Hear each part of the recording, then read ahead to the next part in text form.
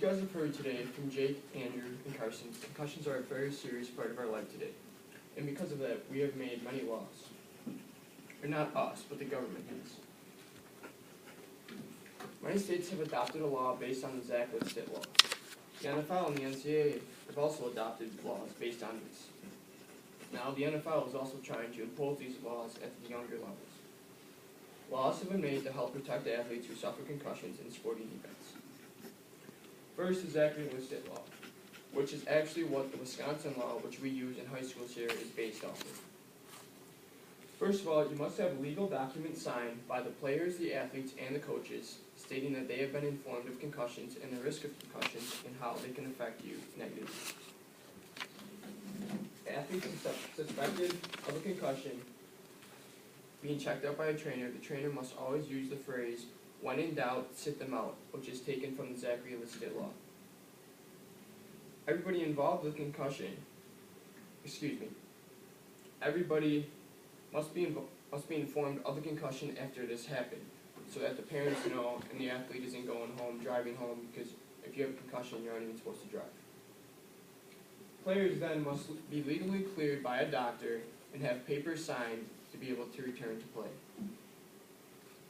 Next, I will talk about the NFL and the NCAA and how they have made laws. The NFL has adopted a law stated the NFL Health and Safety Memo. Players suspected of a concussion must have a sideline exam and be checked out by a trainer or a doctor to see if they are legally cleared to play still or they have to sit out.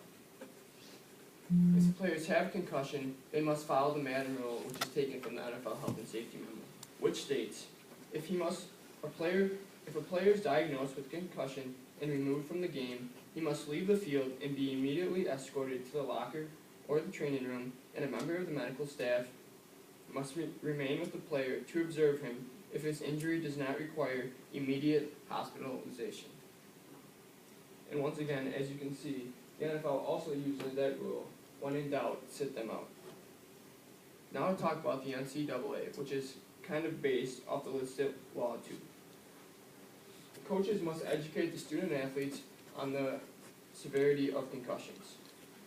They must also sign papers, as we, as athletes here, football players had to, and even basketball players, I know, had to sign concussion papers. If a player is diagnosed with a concussion, they must be done for that calendar day, no matter what. Players, once again, also have to receive medical clearance to be able to play. Now, that are the laws that have been put in place to help people with concussions, but how are these being enforced? Commissioner Roger Goodell of the NFL has sent letters to every state promoting these laws and trying to enforce them. These letters are trying to enforce the Zach Litt law because it is such a good law. Goodell has stated he will not give up until all the states have passed this law. Not only is Roger Goodell promoting this law, though, he also has Zach Litt, who is still alive but still suffers long-term effects from his concussion, are promoting the law to try and protect future athletes. As you can see, concussions are a very important subject, and laws are being made as well as being promoted in the little leagues, the college levels, and the pros.